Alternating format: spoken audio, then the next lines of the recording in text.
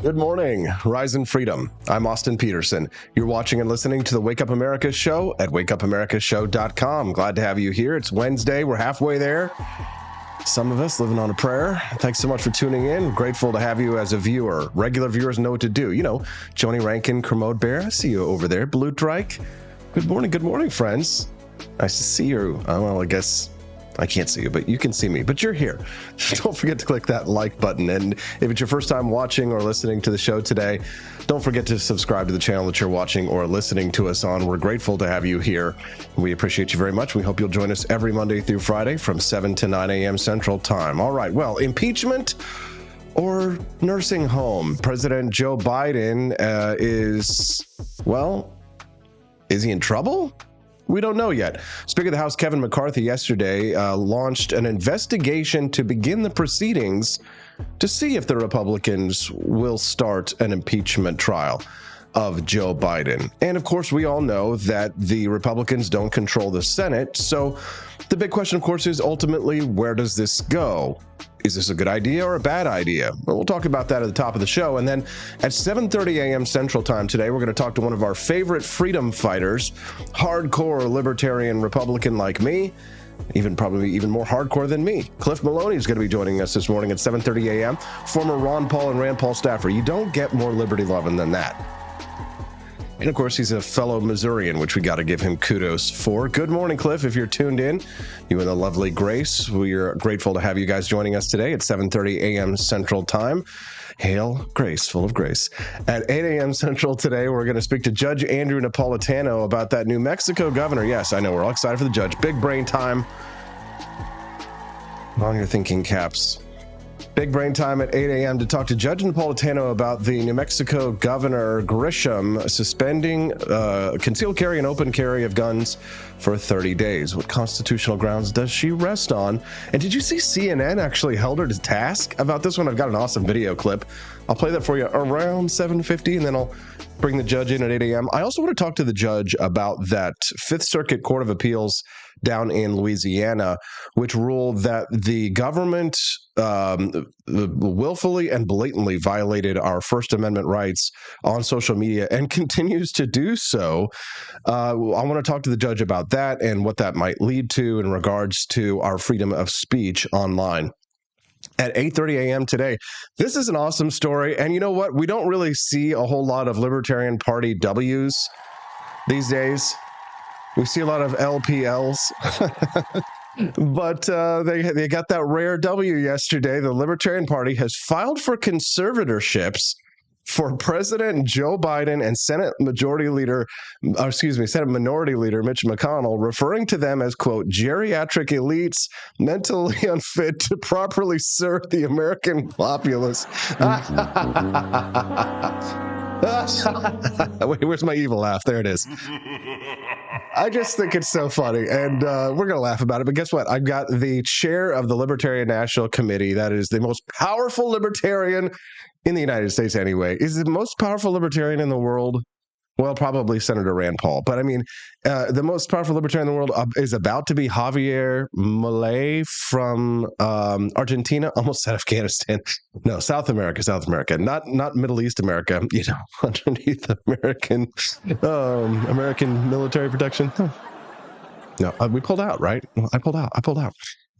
Speaking of pulling out, at the end of the show, a Democrat in hot water, Virginia Democrat House candidate, performed. Well, she wasn't performing a tap dance online with her husband for tips. Oh, God. I don't know if it's to say no or to be like. No, God, please, no. Or to be like. No. Speaking of, I guess Lauren Boebert, Colorado Congresswoman Lauren Boebert, is trending this morning because she was kicked out of a theater in Colorado. She was seeing the production of Beetlejuice, the musical, which honestly, I'm kind of excited. I kind of want to see Beetlejuice, the musical. But Lauren Boebert is trending because she got kicked out for apparently recording during the performance, which absolutely haram. As a musical theater major, I have to say that is absolutely haram. Also, vaping during the performance. Yeah, boo, bad, against the rules. But I'd be lying if I didn't say that I've done it. How dare you? I know. Don't be mad, Greta. Go back in your box. But Lauren Boebert gets kicked out for vaping, being disruptive, and recording during the video performance, which is, of course, absolutely haram. But the pictures that came out of her getting kicked out in the gold dress that she looks in, all the liberals are like tearing apart, and I'm like, damn. I know. Steffi's probably going to be like calling the FBI on me this morning. Steffi, it's just, she's a congresswoman. She's just, anyways, Lauren Boebert, confirmed, hot. I know, I'm in trouble. Oh, God! Dare you? You're a married man, AP. Please, no! It's all for the show. It's all for the show. We'd love to hear your thoughts today. If you think that there's a story that we might be missing, send us one at 573-319-1586. Oh, we got Anthony Rogers is coming in this morning with us. Good morning, Anthony. He's also a guest on the show. Loves the title this morning. Good to see you, Anthony. Are you shirtless with your beautiful beard today? Nice to see you. We appreciate you tuning in with us today.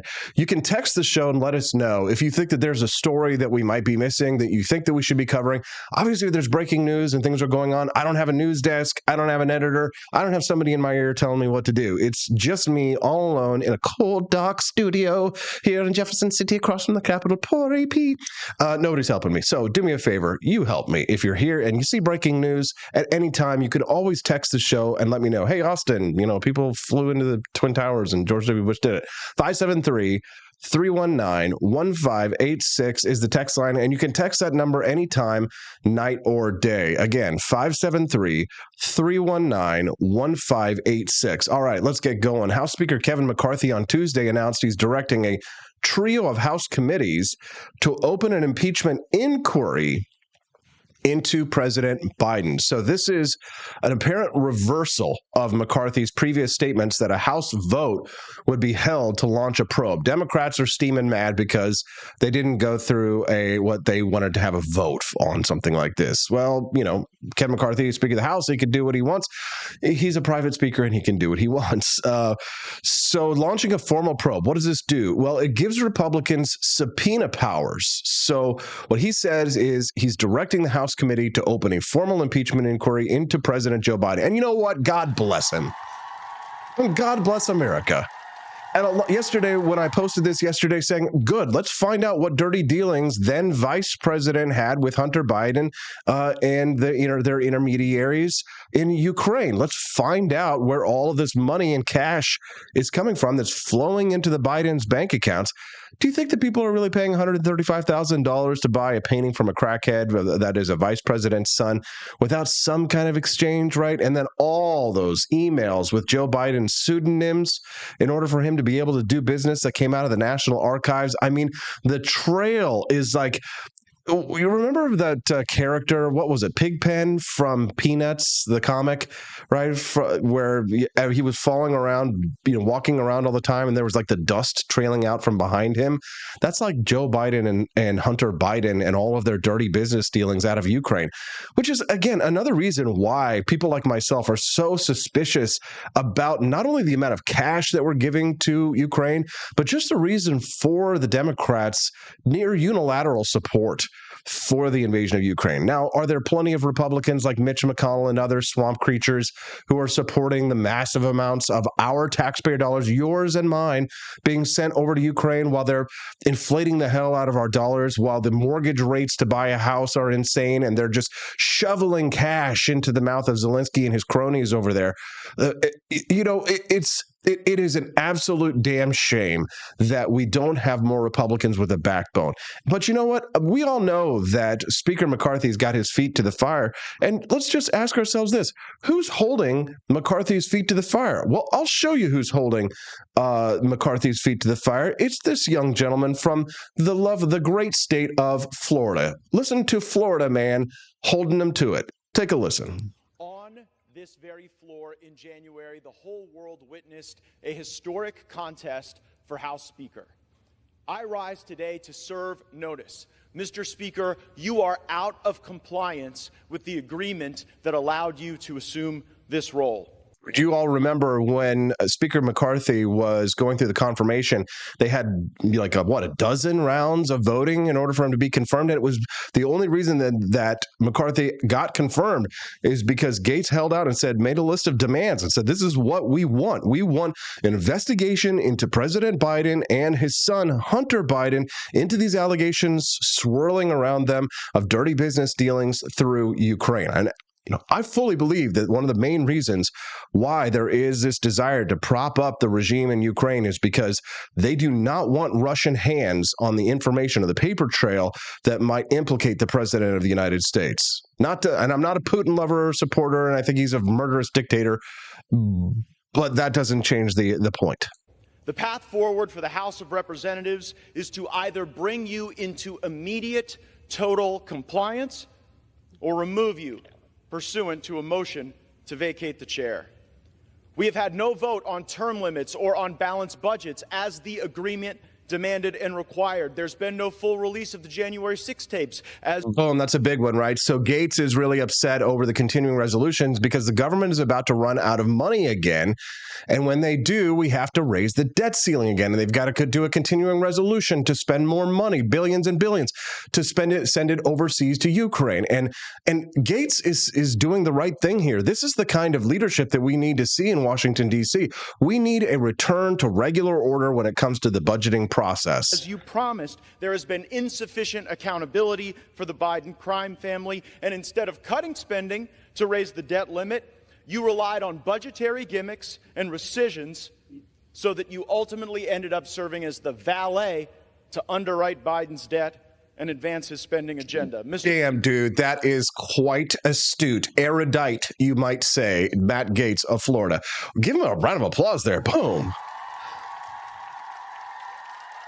Representative Matt Gaetz of Florida says that he's the underwriter of Joe Biden's massive spending. I mean, this is well prepared. Mr. Speaker, you boasted in January that we would use the power of the subpoena and the power of the purse. Yes. But here we are, 8 months later, and we haven't even sent the first subpoena to Hunter Biden. That's how you know that the rushed and somewhat rattled performance you just saw from the Speaker isn't real. At this point, during Democrat control over the House of Representatives, they had already brought in Don Jr. 3 times. And we haven't even sent the first subpoena to Hunter Biden. Power of the subpoena and power of the purse. Only thing the 118th Congress is known for at this point is electing Kevin McCarthy Speaker and underwriting Biden's debt. And unfortunately, there's only one of those things we can remediate at this time. Power of the purse. Our leadership right now is asking us to vote for a continuing resolution. A vote for a continuing resolution is a vote to continue the Green New Deal, a vote to continue inflationary spending, and in the most troubling of fashions, a vote for a continuing resolution is a vote to continue the election interference of Jack Smith. God bless. God bless. Oh, Lord in heaven, we thank you very much for Matt Gaetz. Yes, finally, Republicans talking about the spending. You have to understand here that the Republican Party is at a turning point here. When you see that the Heritage Foundation is beginning to abandon its rhetoric in free markets, and more Republicans are saying, you know what, screw it, we don't want economic freedom anyway. It's not pro-family. We need to have more government spending. To hear Republicans talking like this, pushing us, steering us back towards fiscal conservatism, which is where we really need to be in this country, because the amount of inflationary spending that's going on right now is destroying us. It's killing us. I mean, do you shop for your own groceries? Because I promise you that many of these people in Washington, D.C., I don't know, Matt Gaetz he may not even shop for his own groceries, but at least he's talking about it. But for people like you and I, the 105 people watching us over here on Rumble right now, when you go to the grocery store, you see how much it costs to buy the same amount of food. It's ridiculous. You get like 2 little grocery bags full of food and it's $100. That is a consequence of the inflationary Federal Reserve policies that are coming out of Washington, D.C., as well as the massive amount of spending. Spending is taxation. Even if they don't raise taxes, if they raise spending, they have to raise taxes to pay for that spending. Mr. Speaker, we told you how to use the power of the purse. Individual, single subject spending bills that would allow us to have specific review, programmatic analysis, and that would allow us to zero out the salaries of the bureaucrats who have broken bad. targeted President Trump or cut sweetheart deals for Hunter Biden. September 30th is rapidly approaching, and you have not put us in a position to succeed. There is no way to pass all the individual appropriations bills now, and it's not like we didn't know when September 30th was going to show up on the calendar. I must be better, you must be better, and this House must be better, for it is the last best hope for tens of millions of Republicans. We demand real oversight against this weaponized government. Just look at the bribery. If tens of millions of dollars flowing from foreign corrupt people into the bank accounts of the Biden family wasn't enough for actual impeachment, why were we even looking? Joe Biden deserves impeachment for converting the vice presidency into an ATM machine for virtually his entire family. Boom. Come on. Now, listen, I know that you're all over there in the chat. I'm reading you right now. You're like, oh, these are just words, right? Let's see. Somebody says, the problem with Matt Gaetz is we consider it spout of the mouth all day long and change and hold politicians until we actually do it means nothing. Sure, but he is holding Kevin McCarthy accountable. Matt Gaetz is over there. Matt Gaetz is not the Speaker of the House. Kevin McCarthy is. It's Matt Gaetz's job to put the pressure on the Speaker, and that's exactly what he's doing. I mean, he's filing a motion he's threatening to file a motion to vacate the Speaker and then have another Speaker come up. So McCarthy is responding to the pressure from Matt Gaetz. It's up to us, you and me, Will Run Riot, Nathan Klein, Grover Bentley, Joe Bloden, Yo Homie. It's up to us, Rare Camellia.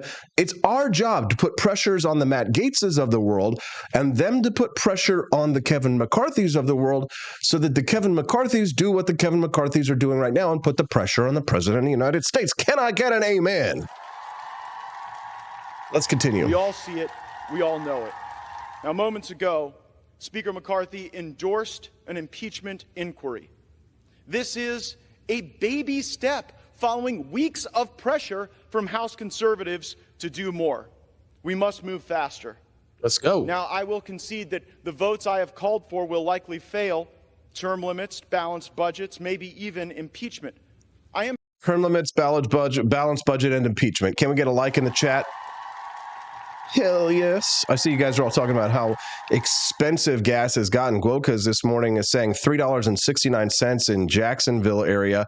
Gas is almost $4 a gallon in Florida, says Grover Bentley. Good morning to our Florida friends. Grover, nice to see you as well. Corey and Cali, California, $5.50. Jesus, No, God! dude. No! Get out of California. Please, What are you doing there, brother? No! Grover Bentley says he spent $600 at the grocery store the other day for basic stuff, and it was nothing, bro. America is a nation that can be defined in a single word. I was going to We're in trouble, bro. We are in trouble right here in River City. President of the United States, another gaffe the other day, speaking on the 9/11 anniversary with troops in Alaska, blatantly lying about where he was the day after 9/11. Listen to this word salad. What is going on? To renew our sacred vow, never forget, never forget. We never forget. Each of us, each of those precious lives stolen too soon when evil attacked. Ground Zero in New York. And I remember standing there the next day and looking at the building. I felt like I was looking through the gates of hell. It looked so devastating because from where you could stand.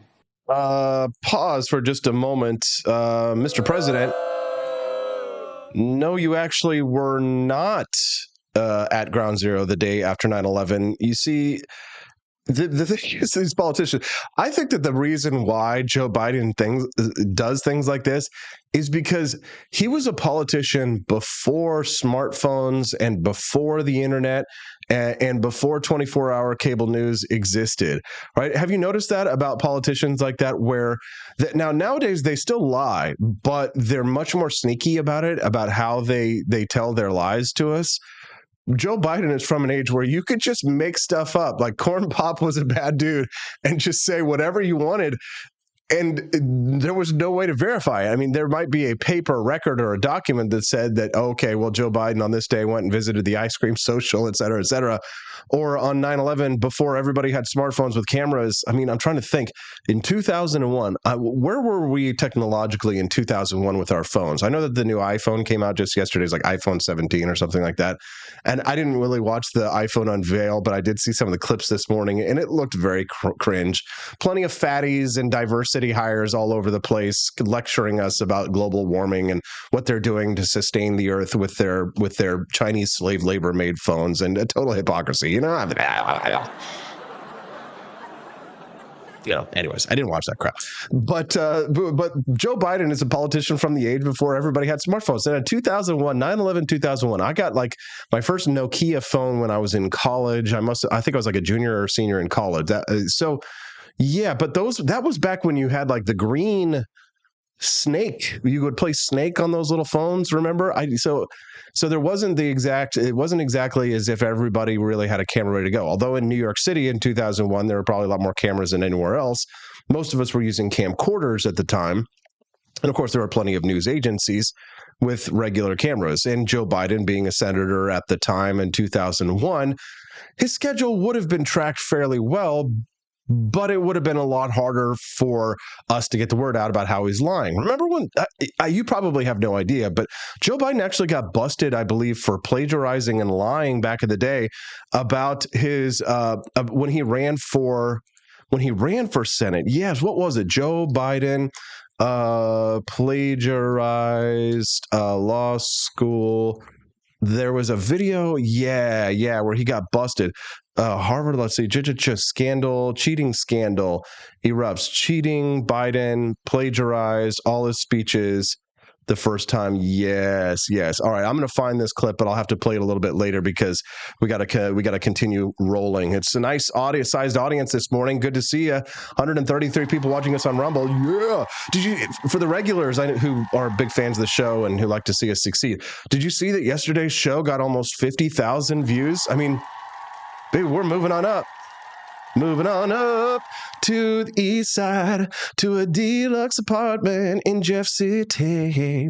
If you want to help continue to see the Wake Up America show grow and be successful, make sure that you click like and subscribe to the channel so you can get updates when we do go live. I am always grateful for those of you who have been with us from the very beginning. One of our listeners, I think Quest Fanning, has actually been a listener to my podcasts since the Freedom Report podcast that I started back in 2013. So we're talking about one guy who's been with me for 10 freaking years. Can we give it up to Quest Fanning? And some of you are new. And for some of you, you're watching this for the very first time today, and I'm grateful to have you here too. And if you'd like to join us because you like the culture and the atmosphere, we are good people and we like to make friends, then don't forget to subscribe to the channel, because I know a lot of people come into the stream, maybe watch for 15 minutes, and then they've got to get out. And I get that. You got families, you're busy, inflation is killing us. We all got to go to our jobs. I understand totally. Just make sure that you subscribe before you leave so you can come back and join us another day. We always love to make new friends and have you stick around every Monday through Friday from 7 a.m. to 9 a.m. Central Time. Now, viewers and listeners like you are a big part of the success. Here we are on the 1-year anniversary of the Wake Up America show. But of course, we also have our sponsors who have stuck with us. Lear Capital over at learaustin.com have been with us almost since the beginning. And I'll tell you, it's hard to sell gold because obviously gold is expensive. It's pricey. But Lear Capital believes in me and they believe in the message, and they think that people like you would be interested in hearing more about their offerings. Gold and silver, $500 account credit to get started, but only if you call that number that you see on the screen. So if you've ever thought about investing in gold and silver, and I'm a big believer in it, Stephanie, my lovely wife, she's got herself a big bag of gold. She loves gold.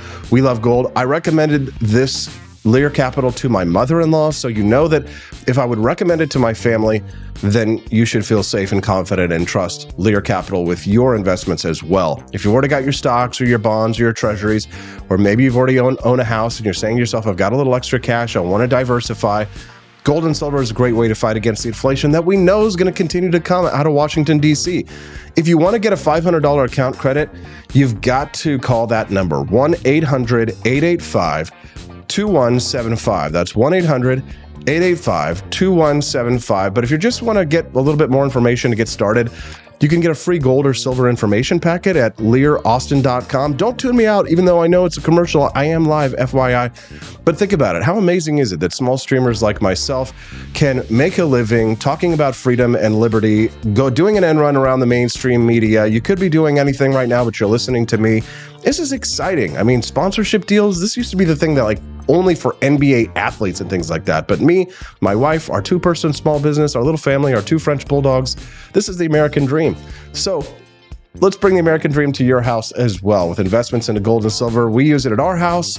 We recommend it to our family.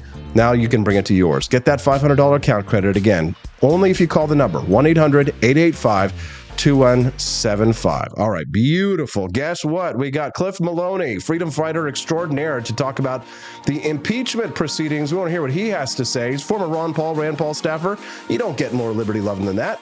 We'll talk to him when we get back on the Wake Up America Show at wakeupAmericaShow.com. Donald Trump and I approve this message. Believe me, Austin Petersen is the best. He's got the greatest Wake Up America show I've ever seen. Whenever I tune in the mornings and watch the live stream, let me tell you, he has got the absolute best content.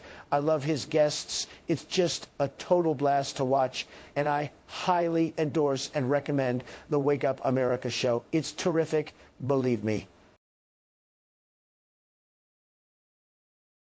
Hello, my name is Kelvin. Welcome to Frenchy Bush. This is my Didi's website. Now I've decided to speak to you with my real voice for the first time ever to tell you about how cool Frenchy Bush is. But I've decided that this is the perfect opportunity to share with you. Frenchy Bush is a good website. You should follow us on socials. If you like Frenchies or any kind of bulldogs, me and my new brother George are going to try to make your life more fun. Hello, I'm George. My neck isn't really thick yet, but it will be. We are so glad you're here. Please ignore my floating eyeball. It helps me spot predators who might be approaching from the sides. Didi made Frenchy Bullshit to review things that he uses on me and my brother to tell you if it's good or bullshit.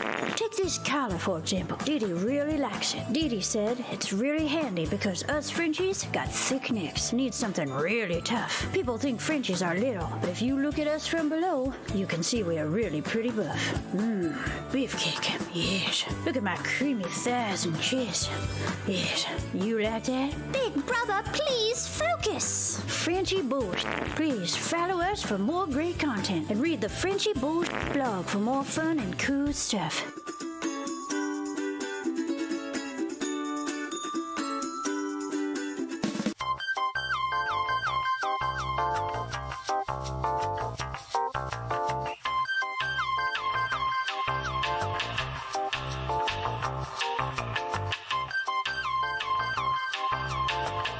I'm a public defender. I am a public defender. I'm proud to be a public defender. 80% of Americans accused of a crime will get appointed a public defender. Everybody from a speeding ticket to capital murder. For every dollar we spend on public defenders, we spend $3 on prosecutors. Public defenders have to do pretty much everything on their own. Social workers, counselors. Investigating is another piece of it. The average public defender holds 300 cases annually. You never feel like there's enough time. Public defenders have health issues all the time. A lot of people give up and say, I can't do this work anymore. Gideon's Promise trains, mentors, and supports public defenders. There are a lot of people who say that they would not still be public defenders, but for Gideon's Promise. It's fueled me to continue on in this fight. Gideon's Promise has changed the face of public defense. People see us as troublemakers. Good trouble only. We don't make it easy. It should not be easy to take away someone's liberty.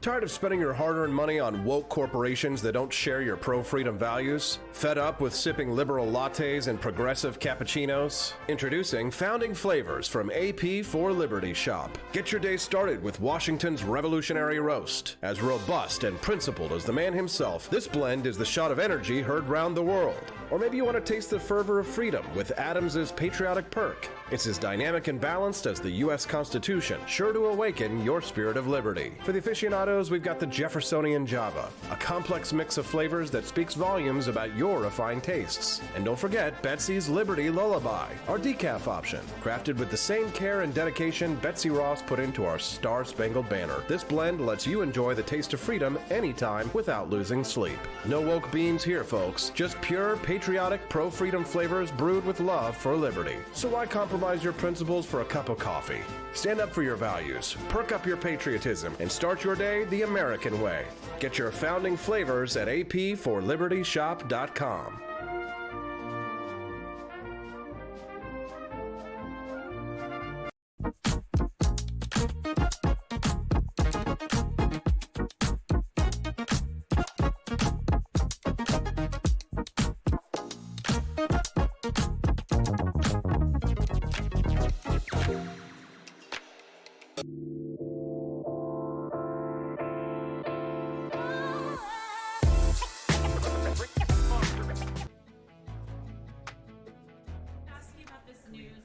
Speaker McCarthy has formally launched an impeachment or has said he's going to. Oh my God, really? Oh my gosh, it's devastating. Ooh, don't do it. Please don't do it. Oh no, oh no.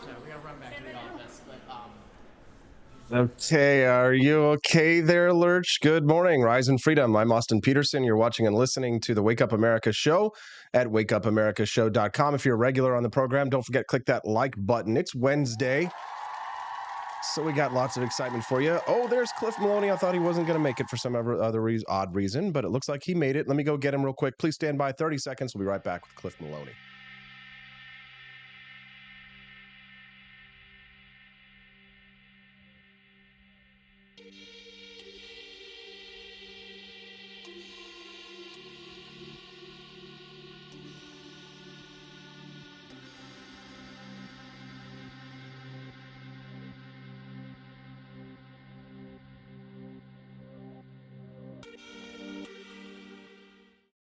And we're back. Thanks for holding on that one while we waited to talk to our buddy Cliff Maloney. He's a former Rand Paul and Ron Paul staffer, and he's still out there fighting for liberty today. We're grateful that we've got his time today to join us to talk about, well, the investigation into an impeachment of President Joe Biden. And he's joining us right now. Good morning, Cliff. Nice to see you.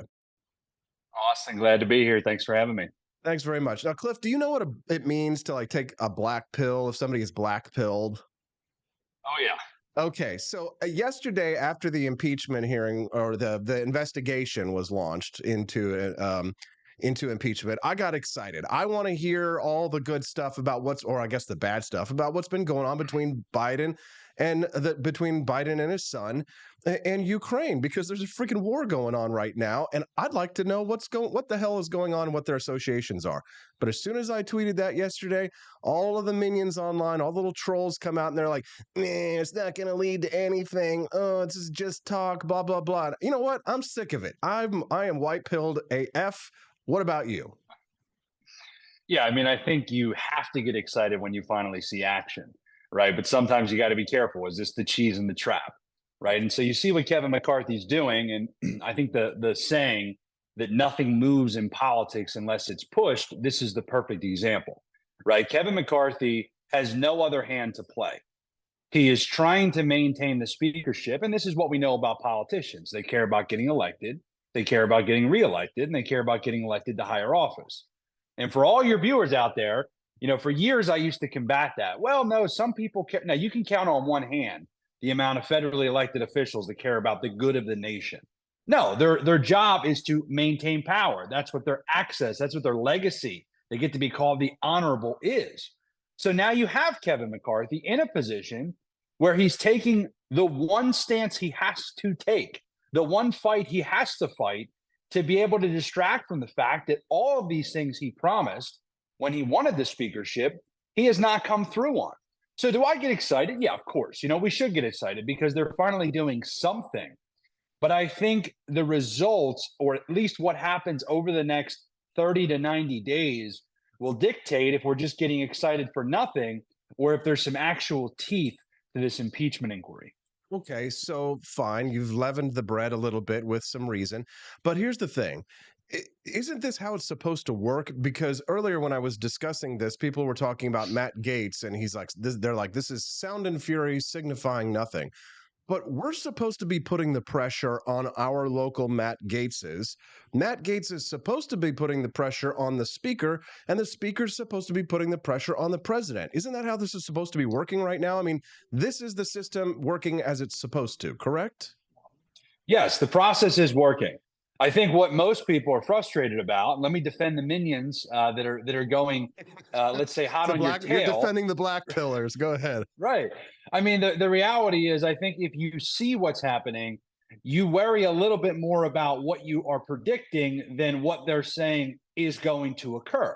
Right. So, look, he's going to have a huge battle, McCarthy, when it comes to the continuing resolution. Okay. This is a big thing during his speakership vote, where he said we are not going to do this continual omnibus spending. We're going to actually be able to analyze the appropriations bills in the correct way. That way we can cut funding or cut spending, something they haven't done probably in our lifetime.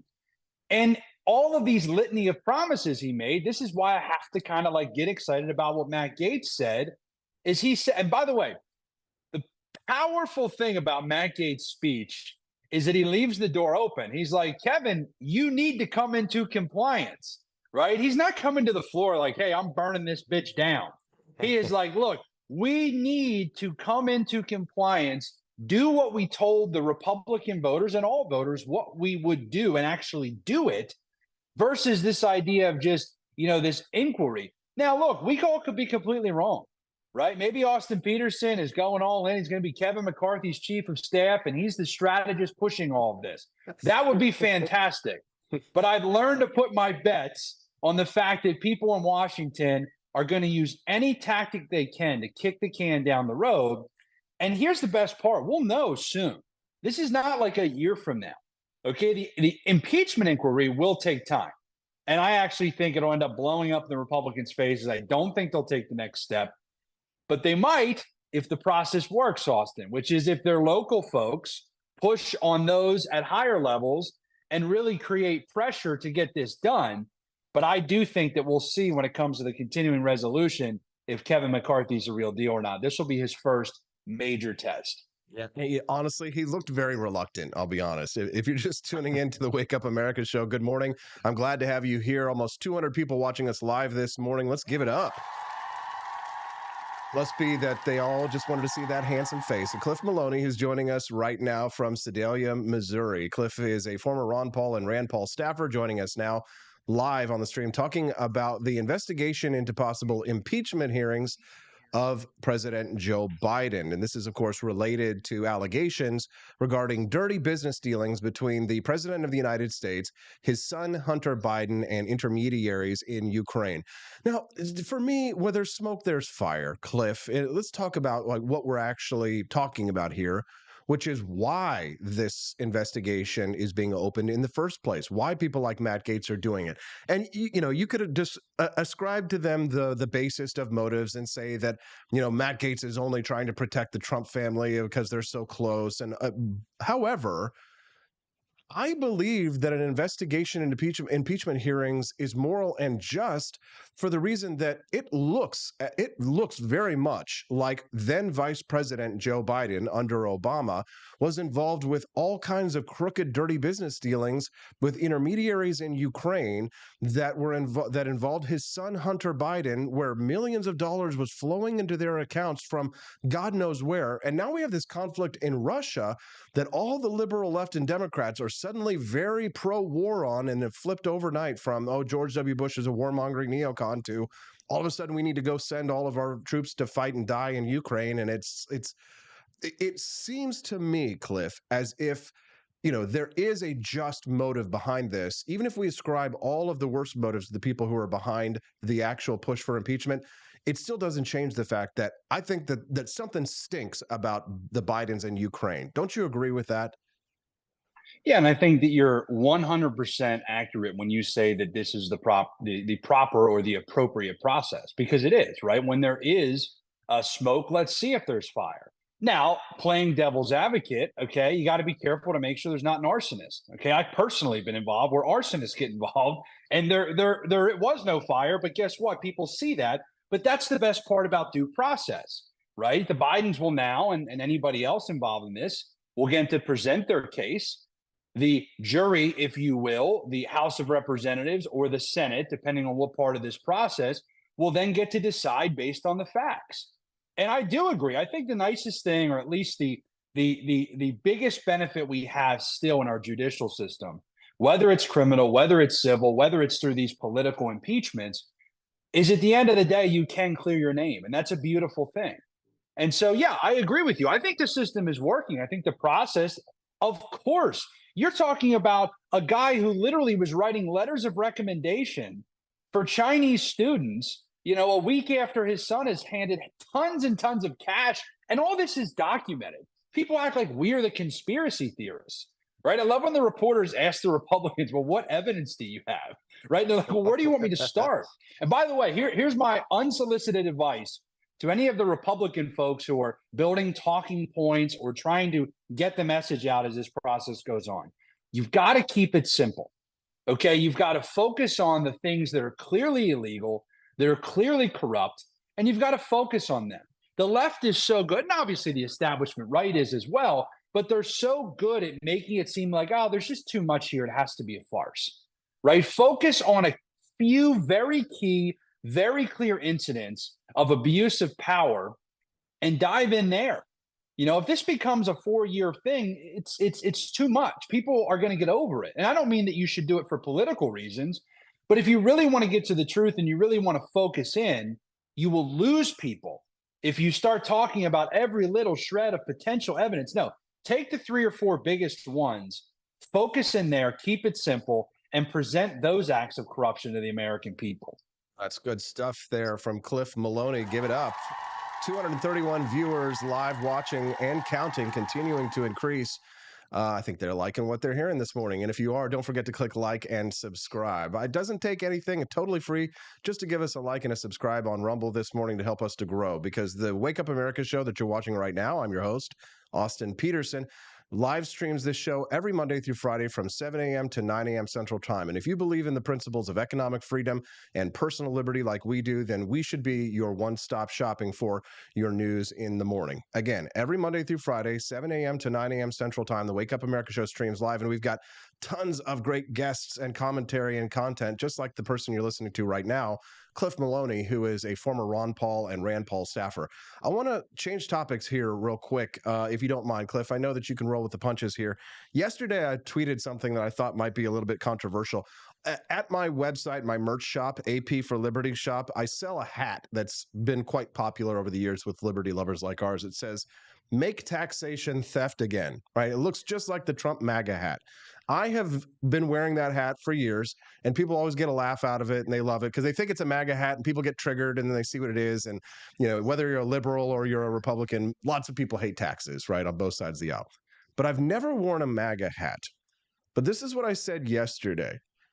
If Donald Trump picks Vivek Ramaswamy as his vice presidential pick, I will wear a MAGA hat for the very first time. I will put it on live on this show for the first time, and I will say, make America great again. And I will gladly go and vote for Donald Trump the next election. Am I crazy? Am I insane? Am I not a real libertarian? Your thoughts, Cliff? Well, if you ask a libertarian if somebody else is a real libertarian, the answer is emphatically no at all times. So let's just make sure we understand that. Here's the thing. Let me give an example, okay? Sometimes when people say the right thing, whether or not they believe it, them saying the right thing is a big deal, okay? And I see this a lot with conversations right now around Vivek and obviously some of the stuff with Trump in general. Are their tunes changing? We're looking at a post-COVID world. Both of them have made statements during COVID that, I would have thought were unelectable under the current conditions. But I think for the most part, you're hearing things now that most libertarians would 100% agree with. And here's the story I want to share with you. Okay, Matt Bevin in Kentucky. A lot of people asked the same questions about him when he was governor. They would say like, man, this guy sounds great. And he governs like a liberty governor. And he kind of flew under the radar for a lot of people. But I was at an event once and somebody asked me, they said, Cliff, do you think we're listening to his speech, right? And somebody turned to me and said, Cliff, do you really think he believes it? And I said, I don't care. And so many people got, I used to tell this story and people would get triggered by it. Like, well, you have to, I said, listen, if somebody talks the talk about the principles of liberty and then they walk the walk about the principles of liberty as an elected official, I don't care what they believe. And that might be cynical, but there's enough people who talk the talk and then send our kids to war, or talk the talk and then raise taxes, or talk the talk and then spy on American citizens, or don't even talk the talk if somebody, at all. right. So then there's the people who, they don't even fake it. So yes, do I think that a Trump Ramaswamy ticket should excite people who believe in beating up the deep state and reigning in government? I think Vivek Ramaswamy is probably the best orator for the principles that you and I care about in the last 10 years. And I'll get shot in the libertarian streets for that. But the reality is he's on a debate stage delivering a message, regardless of whether you think he believes it. People are hearing it. Millions of people are having somebody on the stage defend the idea that we should not be in Ukraine. We should not spend another dollar there. So once again, do I think people should be all in supporting him? No, I'm not saying that. But should you be encouraged by somebody that is polling as well as he is? Remember, he's beating a top-ranked GOP governor, and he's beating the former vice president of the United States by double digits. Like, that has to, if it doesn't excite you, it should at least make you appreciate that people are open to hearing liberty ideas. Yes, exactly. And I feel very much the same way as you do, Cliff, because they say, oh, well, he's just telling you what you want to hear. But the thing is, the vast majority of politicians aren't saying what I want to hear. When I listen to politicians, it's 85 to 95% of them are saying things that I wish that I hadn't heard and I could scrub my ears out, because I'm sick of listening to what most politicians are saying. And I'm honestly sick of hearing the American people agreeing with a lot of what these politicians are saying. I mean, somebody's voting for these people and sending them to Washington, D.C., folks. I wonder who it could be. Don't blame your audience, Austin. Don't blame your audience. 202 people watching right now. Click like and subscribe. I do want to be liked, but I don't want to lie. Cliff, the problem that we face here as people who believe in liberty is that we do have to accept that we've got to play a long game, right? I want liberty today. One of my campaign slogans when I ran for president was liberty by sunset, right? Let's pick up the timeline. Let's up the ante and let's start playing, ball and start working 5 yards, 10 yards down the line. But the reality is that most progress that's going to be made to restore the republic is going to be a game of inches, isn't it? Yeah, it is. And I think that, for anybody out there who really wants to make a difference, my pitch has been the same for the last decade, which is, stop worrying about these presidential races. Is it nice that you have people on the stage from time to time that represent our ideas? Yes, they bring new people in. But once you develop those activists and once you have volunteers and people who want to make a difference, and I'm sure a lot of your viewers are those types of individuals who care enough that they want to get involved, they want to see change, it's always got to be local, right? And so I know a lot of people, Cliff, you're like one of those things, you pull the string and it's the same thing every time. You talk about the states and local. But unfortunately, I have to, because so many people still don't hear it. They still want to focus on trying to run for Congress, and they think they're going to raise $100 and beat somebody with $5 million, right? The reality is, if you truly believe in libertarian ideals, if you truly believe in personal liberty and economic freedom, get involved in those battles locally where you can make a difference. I feel attacked. And I always say, I feel attacked. of course, I've learned to lay it right on you, but they don't. I mean, a lot of people take this advice, and it has created tremendous results when it comes to local and state office. And I just think, we're not that far away from having the change. Now, I hate to say this, but part of me thinks it's not going to be brought about peacefully. right? I mean, I think the more that you see this dichotomy in America of kind of the good old boys club and the globalist elite versus the working class versus those that listen to Oliver Anthony's music about Northmen north of Richmond, I do think that is happening. I'm not saying there's going to be violence tomorrow, and I don't support violence, but I think that if people want to get involved, and if you want to see us go from, hey, you know, did we barely gain a yard on the last play to start to get some first downs, you've got to do it locally. It's not sexy. It's boring. You're not going to hear Sean Hannity talking about it on TV at night. But the reality is, if you're a state rep, you can do much more to protect or take away liberty than your congressman ever could think of. So true. Cliff Maloney. Cliff, is there anything else you want to share with our listeners or plug before we let you go? You got a nice big audience to do it for. No, I would just say I love it when a plan comes together. Let's get out there, keep kicking ass, and appreciate the Wake Up America show. Tell Steffi I said hello. Thanks a lot, Cliff. We'll definitely do that. We'll see her on Freedom Family Friday. Tell Grace we said hello. Have a wonderful day. See y'all. Thanks very much. We appreciate Cliff Maloney. If you like that content, make sure that you click like and subscribe to the channel if it's your first time here. And when we've got such a big audience there, we know that it's many of your first time here. We're grateful for Rumble for featuring us on the front page of the show today. Let's give it up for Rumble. Man, they really stepped in, came in with the clutch, because if you hadn't heard, a couple weeks ago, YouTube demonetized me. So I know we still get like 5 or 10 people who now watch the YouTube stream, where we used to all be congregating over there. And then YouTube said, no, we're not going to allow you to take subscriptions for your members. We're going to demonetize you. We're going to refund all of your members who were trying to give you money. When in reality, of course, they were taking a nice big chunk of it as well. But Rumble actually has much better monthly subscription models. So if you'd like to help support the Wake Up America show, please do so. You can join for $5 a month. And here's the deal. We don't just take your money and then you don't get anything back for it. As a matter of fact, if you join through Rumble and become a monthly subscriber, and you can also become a monthly subscriber at the wakeupamerica.show.com website, and then we get like almost 100% of what you donate to us. Either way, you get 20% discounts at ap4libertyshop.com.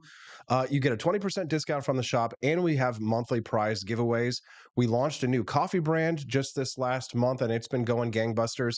My favorite that I'm drinking right now is Thomas's Painkiller Founding Flavors coffee, but we've also got a new brand coming as well soon. Founding Flavors coffee, the best in premium coffee delivered right to your door from ap4libertyshop.com. Become a monthly subscriber and get a 20% discount over at the shop. We appreciate you all very much. All right, well, before we get to Judge Napolitano, because Judge Napolitano is coming up next at 8 a.m., we're going to talk to him about the New Mexico governor's unconstitutional order to ban or suspend the Second Amendment for 30 days based around an emergency power that she claims she has.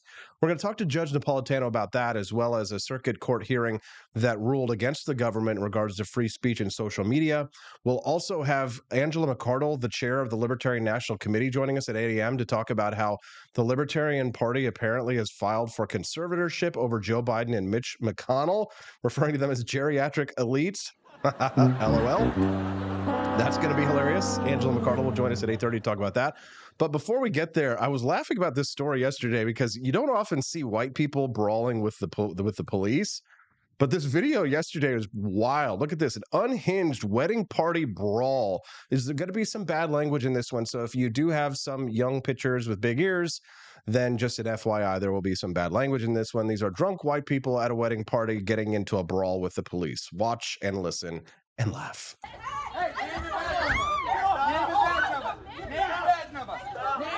Look at this. Oh my God. Dude went to go and punch that white girl right there. But here's the thing. She kicked at him. Look at this.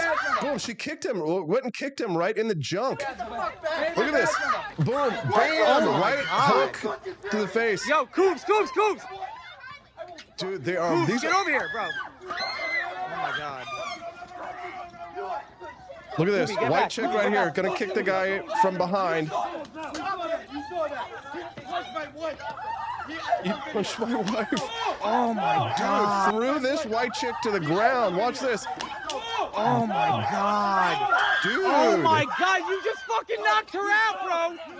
You just fucking knocked her out, This is in Rhode Island. You just knocked her out. I guess white people in Rhode Island made it something different.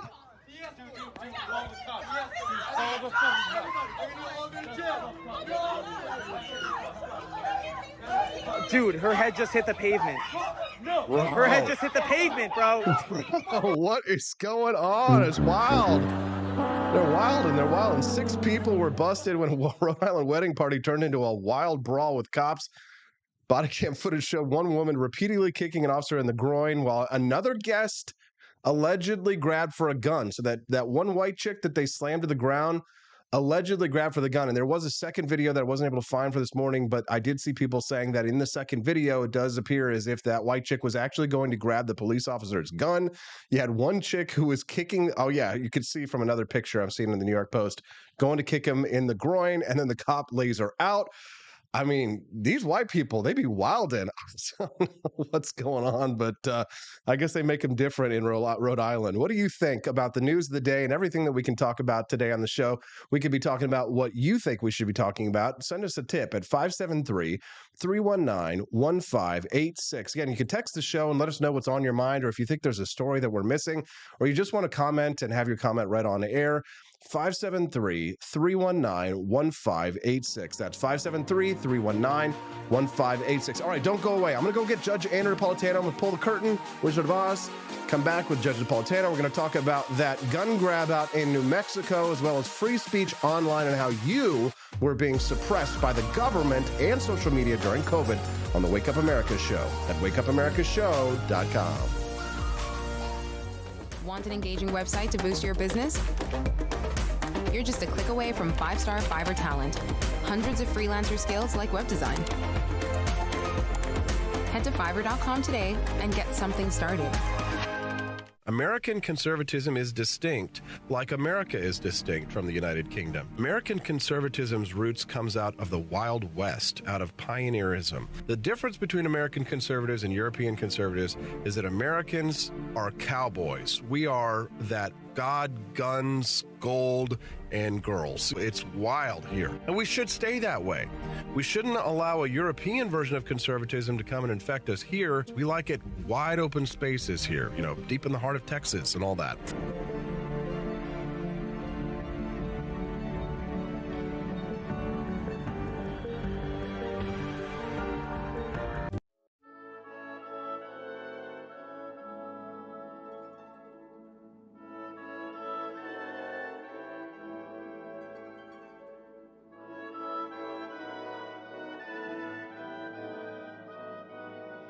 Hey there, it's your favorite Vice President Joe Biden. I wanted to talk to you today about the Wake Up America show, the best source for all your political news and commentary.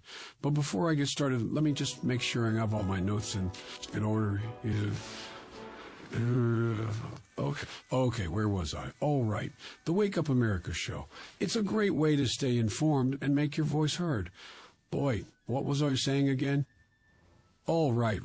The Wake Up America show. It's important that we all stay engaged and knowledgeable about what's going on in our country and, the thing. But hold on, where was I going with all this? Oh, yeah. The Wake Up America show. It's a fantastic resource. And if you really want to make a difference, man, you can sign up to be a monthly donor at wakeupAmericaShow.com/support. Now, where was I? Oh, that's right, the Wake Up America show. So if you want to stay woke and support a great cause, head on over to wakeupAmericaShow.com/support and sign up to be a monthly donor today. And if you're feeling generous, you can even give a donation in my name. Thanks for listening, and keep on keeping on, America. Come on, man.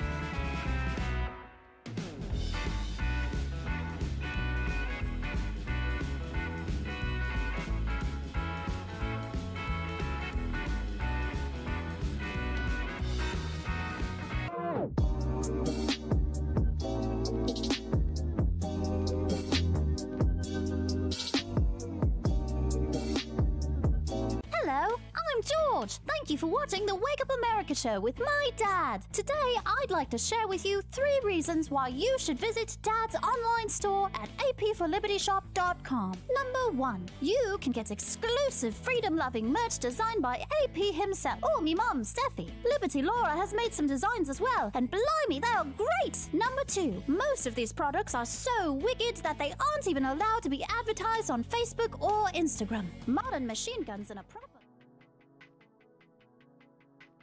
Good morning, Rise and Freedom. I'm Austin Peterson. You're watching and listening to the Wake Up America show at wakeupamericashow.com. Well, nothing succeeds like success. It's great to see 203 people watching us live this morning. I'm so thankful, especially to rumble.com, which has featured us in the last couple of weeks and helped turn the Wake Up America show into a runaway success. Well, on our 1-year anniversary, so good timing. We're very grateful to have you here. Don't forget to click like and subscribe to the channel so that you can get updates whenever we go live. The Wake Up America show is every Monday through Friday from 7 a.m. to 9 a.m. Central Time. So it's destination listening and viewing. Make sure that you tune in to us every Monday through Friday so you can get the latest and greatest in Liberty Talk news. We've got the best content. We've got the best host, and of course we've got the greatest guests in morning talk shows. Every Wednesday, one of my greatest heroes and biggest inspirations towards true North libertarianism comes and joins us on the show. He's got his own runaway success podcast called Judging Freedom and a weekly column at judgenap.com. He is the man himself, Judge Andrew Napolitano. Good morning, Judge. Nice to see you here today. Good morning. Good morning, Austin. Again, thank you for your generous invitation and congratulations on the success and the duration of this great show. Thank you, Judge. You've been a big part of it, and we appreciate that. People always talk about how they love to tune into Big Brain Time on Wednesdays. So it's time for us to put our thinking caps on and talk about this absolute disgusting and despicable violation of the fundamental rights of man of self-defense in New Mexico. I'm sure that you've been all over speaking about it, Judge, but lay it out for us. Well, the governor of New Mexico seems to think that she can violate natural rights, she can violate constitutional rights, she can violate the separation of powers, and she can violate the Second Amendment all at once by issuing a decree banning people who lawfully own their weapons from lawfully carrying them in the city of Albuquerque because of, quote, a health emergency. The health emergency is an uptick in violence in that city, which she somehow thinks she has the authority to temper by taking away the natural rights of people to protect themselves. So she can't do this for several reasons. One, she's the governor. She's in the executive branch. She's not in the legislative branch. She doesn't write the laws. 2, the Constitution of the state of New Mexico guarantees the right to keep and bear arms, and she can't change that. 3, the Constitution of the United States of America guarantees the right to keep and bear arms. She can't change that. 4, the Supreme Court has interpreted the Second Amendment as recently as a year and a half ago to mean that it shall be interpreted today as it was publicly understood when it was ratified in 1791, which is that all able-bodied adults can carry weapons in public places. 5, according to Justice Scalia in the Heller decision, 2008, the right to keep and bear arms is a pre-political right. It doesn't come from the government. It comes from our humanity. It is the modern day extension by mechanical means of the ancient natural right to defend yourself. It can't be abrogated by a legislature, by a governor. It can't be abrogated by a majority. It can't be abrogated by a supermajority. If everybody in the country thought that guns were wrong, it wouldn't. But one, it wouldn't justify the government taking the guns away from the one any more than the one, if he had the power, could take the guns away from the government. Although taking guns away from the government is not a bad idea. That's the only form of gun control that we endorse on this show. Judge, isn't it the case that the Bruen decision by the Supreme Court specifically stated that if there is to be some restriction, it must be related to some type of reasonable restriction that the founding fathers would have made at the time? Therefore, her push for some kind of emergency declaration doesn't hold water according to even the most recent Supreme Court case. There is no emergency exception to the Bill of Rights. The case is an old one, and it was harshly critical of Abraham Lincoln shortly after he was killed and the war between the states was over. But it lists clearly that the rights are not subject to emergency powers, and it's been cited and reaffirmed hundreds and hundreds of times since then. So her claim that she has these emergency powers from somewhere, it's just absurd. I saw an interview with her yesterday in which the interviewer said, "Do you really think that the criminals in Albuquerque are going to abide by your decree?" And she answered, "No." Well, where the hell is she going with this? Judge, I think it's a dry run. I think it's a test to see how much interference with fundamental liberties the American public will tolerate. We tolerated a lot 3 years ago during the so-called pandemic. They destroyed our right to travel, our right to associate, our right to worship, our right to speak. And like sheep, the American public accepted it. Many of those restrictions are now being invalidated by the courts years afterwards, not at the time that the sting of these odious interferences with personal liberty was being felt. Just last week, a New York State Supreme Court justice eviscerated the firing of school teachers in New York because of their decision not to take the vaccine, ordered them reinstated with back pay, with penalties, and with interest. Now, that should have been done at the time of the firing, not 3 years afterwards. Judge, our mutual acquaintance Michael Knowles over at the Daily Wire is in a bit of hot water with his friends and people like ourselves. Here's what he tweeted on September 9th about this situation. He says, "Unpopular opinion. Civil leaders do, in fact, have emergency authority to suspend temporarily many legal rights." He says, "Not saying I agree with her decision in this instance, but in principle, she has a point and even some credibility on the issue since New Mexico is relatively tough on crime." How would you respond to that? Well, I know Michael and I like him, but this is an avoidance of the fact that our rights to protect ourselves are natural and come from our humanity. They don't come from the government. It also confuses rights with privileges. Rights come from our humanity. We have them. The government can only take them away if we have waived them by violating somebody else's rights, and a jury has found that we were at fault. But if the government, like that, can take away a right, then it's not a right, it's a privilege. A privilege is something the government doles out, like the privilege to vote, which the government gives us to give us the illusion that we are controlling and consenting to the government. In fairness to Michael, I will say a lot of people, well-intended people, even libertarians, sometimes confuse rights with privileges. So driving a car on a government roadway is a privilege. The government can take it away if you're a habitual speeder. But speaking freely, defending yourself, being left alone, worshiping as you want, think as you want, saying what you want, publishing what you think, these are not privileges the government gives. These are rights that come from our humanity, and the government can't take them away. That's good stuff. If you're just tuning into the Wake Up America show, I'm your host, Austin Peterson. We are grateful to have a nice big audience for us joining us here today. Make sure that you click like on the stream and subscribe to the channel that you're watching us on so you can get updates when we go live every Monday through Friday from 7 a.m. to 9 a.m. Central Time on the Wake Up America show. We're speaking to Judge Andrew Napolitano. He's the host of the Judging Freedom podcast and has a weekly column at judgenap.com. This week's column refers directly to the segment that we're discussing, this issue that we're discussing right now.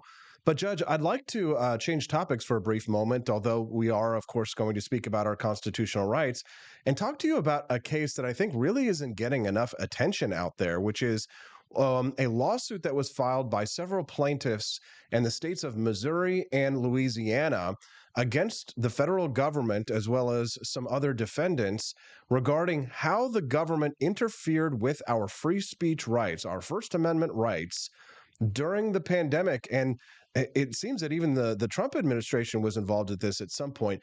Judge, can you sort of lay out this scenario that we're looking at here with this Louisiana court case, this lawsuit that involves another fundamental right of ours, the right of free speech? So the Trump administration and the Biden administration attempted to convince and then to coerce big tech into suppressing the speech that the two administrations hated or feared. This is an end run around the First Amendment. The government obviously cannot interfere with speech on the basis of its content. It can interfere with speech on the basis of time, place, and manner. You can't hold a political rally in a residential neighborhood at 3 a.m, but it cannot interfere with speech on the basis of content. So it used private enterprise by, again, convincing or coercing big tech to interfere with the speech that the government hated or feared. What speech did it hate or fear? It was a speech critical of the vaccines, some of it scientific in nature, some of it civil liberties in nature, all of it protected by the First Amendment. When convincing becomes coercing, then of course the federal government has violated the First Amendment by attempting to do through private actors, big tech, what it can't do directly. Several states and a half dozen plaintiffs sued, and a federal district court judge enjoined all of the defendants, which includes the Department of Homeland Security and the FBI, from communicating in any way with big tech other than in any normal regulatory manner that they may have. Obviously, if the FBI has a search warrant or a subpoena, they can for information held by big tech, they can serve the search warrant or the subpoena, but they cannot talk to big tech about the contents of what they're airing. There is a little bit of a downside to this because the trial judge in Louisiana enjoined all the defendants. There are 17 defendants, various aspects of the federal government, various agencies involved in this. The appellate court lifted the injunction for about 5 or 6 of those defendants. One of them, in my view, the Cyber Security Agency in the Department of Homeland Security, is the most critical violator of all these rights. But the appellate court found, and I'll tell you why, the appellate court found that the Cybersecurity Agency was in the convincing mode, not in the coercing mode. Okay, this gets back to a dispute that yours truly had with the late, great Justice Scalia, when he argued that you'll like this, not what he said, but you'll like the dispute. The government enjoys the freedom of speech. And I said, absolutely not. Only human beings enjoy the freedom of speech. If the government has the freedom of speech, it has a megaphone bigger than anybody. It can drown out anybody else's megaphone. And if the government enjoys the freedom of speech, where does it come from? Since the freedom of speech comes from our humanity. The government isn't human.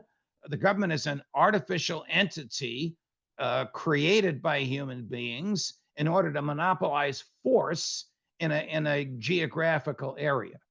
It is this view that the government has the freedom of speech on which the appellate court hung its hat to allow the government to convince big tech to suppress speech, as long as they don't coerce big tech to suppress speech. The government has no business involved in speech, whether it's coercion or convincing. If you're just tuning into the Wake Up America show, good morning. I'm your host, Austin Peterson. I'm speaking to the great Judge Andrew Napolitano, who's joining us now. We're talking about a court case that was filed by multiple plaintiffs against the federal government and many other actors regarding our First Amendment rights. Essentially, if I could break this down for the audience very briefly, this is a court case that was filed because during the pandemic and even a little bit before the Biden administration, during the Trump administration, the government was involved in shaping the opinions and ideas of the American people by coercing, in many ways, the social media platforms, some of them which you might be viewing us on right now, into suppressing the views and opinions of people like you and me, and possibly even Judge Napolitano right now, on these platforms. And so this lawsuit was filed, and it was found that the government was violating our First Amendment rights. There was an injunction that was filed to try and prevent the government from doing it currently, but then that injunction was waived. So at the moment, the government judge can still continue to coordinate with these social media platforms. Is that correct? No. The injunction was modified. So the FBI is still enjoined. The Department of Homeland Security is still enjoined. The White House itself is still enjoined. The president personally is still enjoined. But these creeps in the Department of Homeland Security, the cybersecurity people, they are not enjoined. They can still try to convince, but not coerce. How does the government, the government operates with a carrot or a stick, let's face it. Those are the only tools the government has. But the government can still try to get in the business of framing the content of speech. That's the error the appellate court made. I am happy it retained the injunction against the FBI and DHS and the White House, but I'm bitterly disappointed because they manifested a profound misunderstanding of the First Amendment. The whole purpose of the First Amendment is to keep the government out of the business of speech, period. It has nothing whatsoever to do with speech. This opens the window just a little bit to allow the government to use its persuasive powers to get people to change their minds or to get big tech to suppress speech that the government hates or fears. The other thing you should know is this is a temporary restraining order. This is a preliminary injunction. There has been no trial.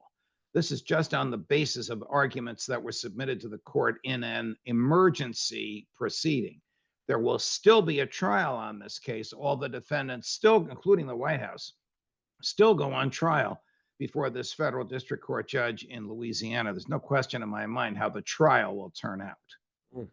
Judge, I'm a little jealous of my wife, and I'll tell you why. I don't blame you. She's beautiful. I wish I was as good looking, yes.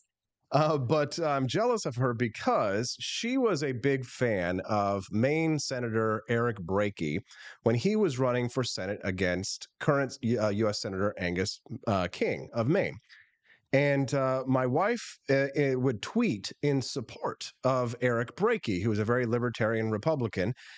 And, she would tweet in support of his campaign. That's all she did. She didn't donate or do anything else, but she would just tweet in support of him.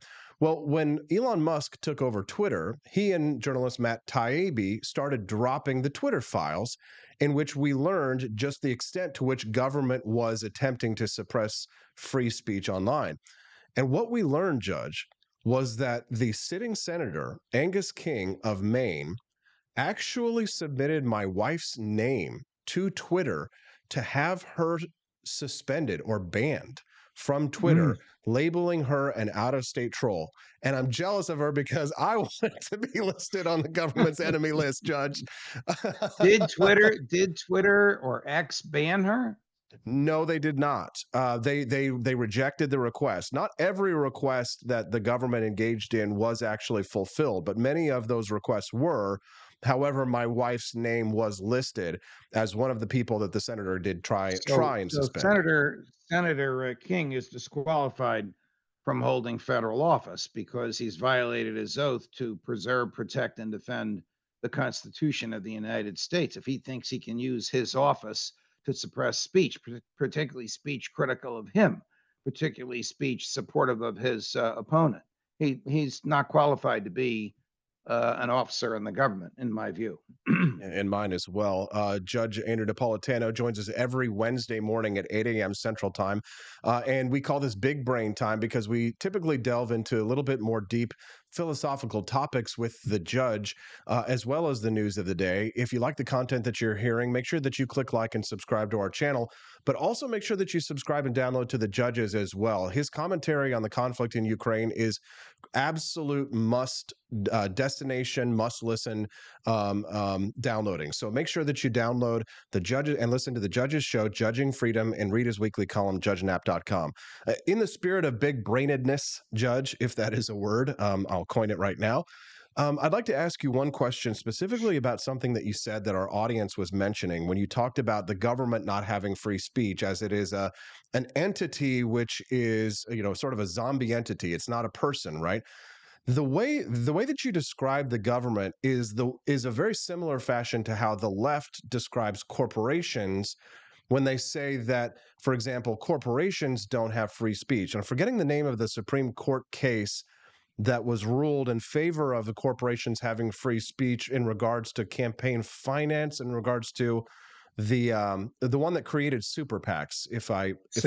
Citizens United. Citizens United, Judge. So, how would you respond to the left when they say, "Well, what you say about governments, we say about corporations. Corporations don't have free speech." Well, corporations are groups of individuals who pool their money together for a common purpose. Whether that common purpose, in the case of Citizens United, was to defeat Hillary Clinton, or whether the common purpose is to manufacture widgets or automobiles. And under the Fifth Amendment, which keeps the government from interfering with life, liberty, or property, theoretically, we can pool our money together for any common purpose. But the government has people with badges and guns to use those badges and guns to silence us if it doesn't like our speech. So there's no comparison here whatsoever. I can buy and sell my interest in a corporation. I can put together another corporation to compete with it. I can't do that with the government. I can avoid the corporation. I can evade it. I can ignore it. I cannot buy its products. I can compete with it. I can't do any of those things with the government. So there's no comparison here between corporations and government. Corporations can be monsters. Governments are always monsters because their very essence is the negation of liberty. Judge, that is a damn good response. I hope to live up one day to your legacy that you have created in your life, Judge, because certainly without you, there would be no Austin Petersen. That's for sure. There'd be no Wake Up America show. Don't tell your parents that. Judge, tell us who you've got coming up for your excellent show, Judging Freedom. Well, I have a very big brain on today, Professor Jeffrey Sachs of Columbia University, who came on with me 2 weeks ago and got Doug McGregor and Scott Ritter like ratings. My audience just loves him. He, of course, is formerly a liberal Democrat, now a serious civil libertarian and campaigner for peace, who has a marvelous understanding of the interplay, the historical interplay between Russia and Ukraine. And just tossing the ball to him and letting him lecture to my audience as if they were Columbia students was an absolute joy. And it is a joy for me to pick his brain. He's on at 3:30 Eastern today. That's great stuff. And you can read, of course, his weekly column at judgenap.com. We don't want to miss it. Every Wednesday, the judge joins us here on the Wake Up America show at 8 a.m. So make sure you set a calendar appointment to come back and hear Austin and the judge. Judge, as usual, you really laid it out there perfectly for us. Thanks for fighting for freedom every day. We appreciate you, sir. Thank you, Austin. All the best. Thank you very much. That's Judge Andrew Napolitano. What did you think? Send us a text, 573-319-1586. Ah. Man, it's too much liberty. Too much liberty. Is there such a thing? No. It's great to see all these numbers. 220 people watching us live on Rumble right now. Frankly, it's exhausting seeing so many people there because I know when I think about 220 people, I try and think about you all like as if we were an auditorium right now. It would be a big show, a big, big show. 220 people showing up is big numbers for us, and we're grateful to have you. If it's your first time watching this show, make sure that you click subscribe before you leave, because I know what happens a lot of times is people will just be like, oh, wow, that was an interesting show. I really like that. I might want to watch that again. But then they forget to click the subscribe button before they leave because they've got to go take care of your kids or go to grocery shopping or whatever it is. So make sure you do that so that you don't, and don't forget, that way you'll be able to find us again. Of course, you can always find me online anywhere pretty much at AP4Liberty on Twitter or Facebook or Instagram. My Instagram is like my very, very spicy content right over there. If you like my really spicy memes, then Instagram is for you. But if you want to get usually my interactions with, celebrities and, my really deep thoughts by Jack Handy. No, deep thoughts by AP for Liberty, then I suggest you follow me at x.com, formerly twitter.com, at AP for Liberty as well. And of course, visit the AP for Liberty shop. I just saw somebody bought the most terrifying shirt that we have at apforlibertyshop.com. Are you on my email list, by the way? Because I sent out an email about it yesterday. The most terrifying thing. Now, here's the thing. I know that some of you are like me when it comes to Halloween, that you are lazy and you don't want to spend a lot of money on a costume. Some people go overboard and do up a whole big costume thing, but other people are just like, hey, listen, I just need something I can wear to a party that will make people laugh and is not going to bankrupt me for one single night, right? We want a Halloween on a budget. Guess what? We've got an awesome shirt for you over at apforlibertyshop.com, exclusively at apforlibertyshop.com. The government is scary tee. Free shipping in USA. So what you see is what you get for the price on that one, delivered to your door. Get yourself a government is scary tee. It just says government in green gooey letters. And honestly, if you wore this to a party, people would laugh. Everybody's going to be like, that is a frightening t-shirt. Am I right? You see somebody walk in the party and they're wearing a shirt like that. People like me will be like, oh God, no, God, please, no. No. But if you walked into a party wearing this shirt and were like, I would be frightened. So why don't you do us a favor and check out apforlibertyshop.com. All right, Angela McArdle, she's the chair of the Libertarian National Committee. They filed for conservatorship over Joe Biden and Mitch McConnell, referring to them as, quote, geriatric elites. You do not want to miss the next interview that we do. We'll be right back on the Wake Up America Show, wakeupAmericaShow.com. Go get the t-shirt at AP for Liberty Shop during the commercial break. We'll be right back.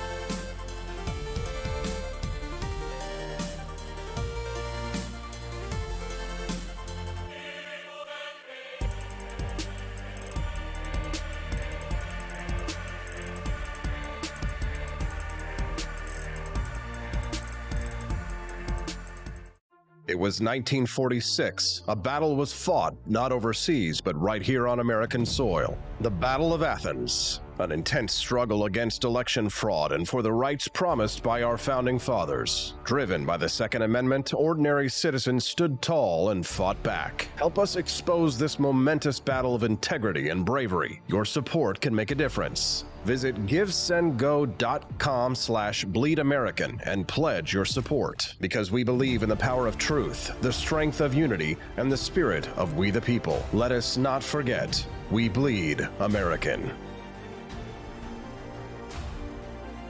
Fire.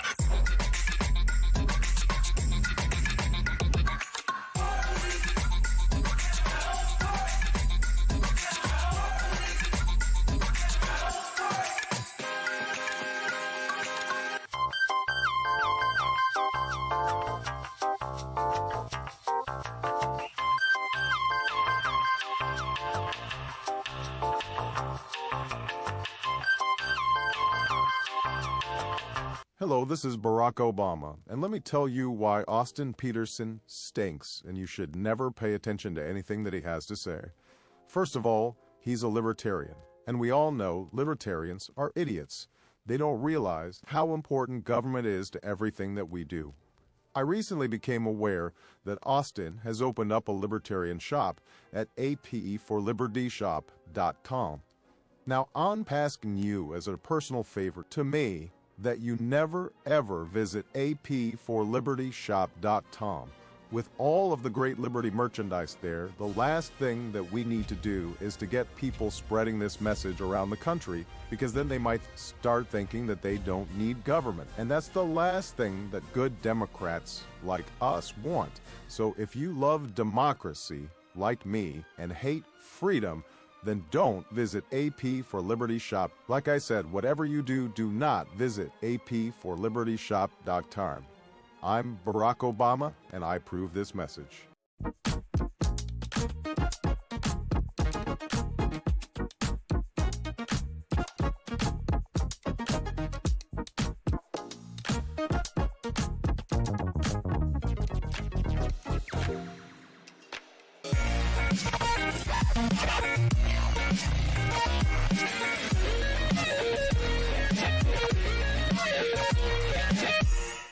When I was in foster care, I never knew when I would have to move, so I always had my suitcase ready to go. Then one day, I was adopted. My new parents opened their hearts and home to me. My parents cook my favorite breakfast for me every morning. My parents take me on trips I never thought I would go on. They gave me a home and an even better reason to use that suitcase. My parents aren't perfect, but they're perfect for me. I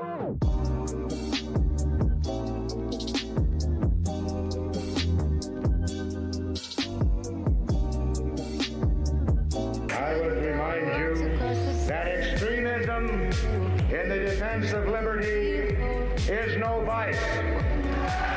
It is better to settle these matters in the courts than on the streets, and new laws are needed at every level.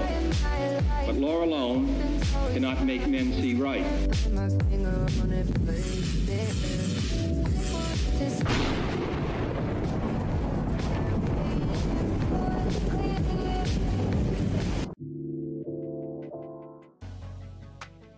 Good morning, Rise and Freedom. I'm Austin Peterson. You're watching and listening to the Wake Up America show at wakeupAmericaShow.com. What have you thought of the show so far? I know that with so many viewers watching us live right now, that for many of you, it's your very first time. And if you've been enjoying the content that you've been seeing today, we'd love it if we could earn your subscribe over at rumble.com. They've been very gracious in featuring us on the front page for the last couple of weeks, and well, the response has been overwhelming. 50,000 viewers of our show yesterday. Today, it looks like it's going to be along similar lines. I'm very grateful. So big shout out. If anybody from Rumble's watching this morning, let's give it up to them.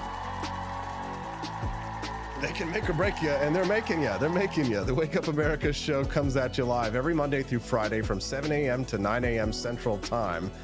2-hour talk show, great way to start your day, as well as a delicious cup of Founding Flavors coffee from ap4libertyshop.com. All right, well, the Libertarian Party, how are they doing these days? Most of you know that my past has been, I spent 10 years as an activist for the Libertarian Party. First, I worked at the Libertarian National Committee, then did, petitions and helped support libertarian candidates for a number of years until I ran for president as a libertarian in 2016. And, well, we all know how that went. Well, where's the Bob Barker? There it is. Price is right. Womp womp. But since then, of course, I joined the Republican Party. I harbor no ill will towards the LP. As a matter of fact, I love to see them succeed. It'd be nice to see libertarians getting out there and notching some W's, right? Lots of people like to fling poo, but you know what? There's some good people over there at the Libertarian National Committee, and I've got one who's going to be joining us today. The LP has filed for conservatorships for President Joe Biden and Senate Minority Leader Mitch McConnell, referring to them as, quote, geriatric elites, mentally unfit to properly serve the American public. Oh boy, that is a big W, I think. Joining us now is the top libertarian over there, the chair of the Libertarian National Committee, Angela McArdle. Good morning, Angela. How are you? Good morning. I'm doing great. All right. Well, make the case. Why should you, I'm guessing you would have a big part in this. Why should you hold conservatorship over the President of the United States and the Senate Minority Leader? Okay, so they're not in good health, regardless of what the corporate media wants to tell us, regardless of what their own political parties want to tell us. These guys are not doing well. They have, one of them has clearly had a stroke on the record live. That happens. That's unfortunate when you're elderly, but that's a sign that you should be stepping down. We've got another guy who's literally running the most powerful country in the world, wandering off stage, trying to shake hands with no one, tripping over his words. He can't remember where he's at. He has no idea what's going on. He references dead people. The man shouldn't be in charge. I don't think that either of them are probably left home alone all day. So it blows my mind that they would be in charge of anything regarding the United States finances, foreign policy, so on and so forth. And, I'm not a member of either party. I'm not a Republican. I'm not a Democrat. I'm a neutral party. I'm stepping in to say no more. We need to find a better way to manage this. And for the meantime, I'm just going to, take control of the finances so that nothing too terrible happens from here on out for the rest of the terms. I totally agree with it. I think our country would be much better off if you were to take Biden and McConnell into conservatorship. Honestly, I think our audience would probably agree. And if you do agree, make sure that you click like on the stream in order to show your agreement, or maybe give us a little clap hands over there in the live chat. Angela, what does this look like? I mean, Newsweek wrote an article about it. I mean, this is a serious process that people can undergo. What is it? Explain this. So conservatorship, there's a difference between conservatorship or guardianship. So, we're not going to do like Britney Spears. We're not interested in, locking President Biden in his room 18 hours a day and dragging him up for press conferences. That's probably what's already happening. Although we file paperwork with the court. We plead our case as we have already done. We've shared some of that paperwork publicly, and we ask the court to appoint us to be in charge of essentially the financial element of his life. So we're not seeking guardianship. I'm sure the people of the United States, is it likely that a judge is going to grant this? It's not. But you don't know until you try, and Michael Jordan said, you miss 100% of the shots you don't take. So we're stepping in and we're giving it a go. And then, we're saying, I hear Kevin route, right? Like, we're stepping in from a compassionate perspective. We want to make sure that no more harm comes to this individual or your billions of tax dollars. So let's see if we can find a good solution. I say aye. I vote aye. Let's do a floor vote on this. A roll call vote. All right.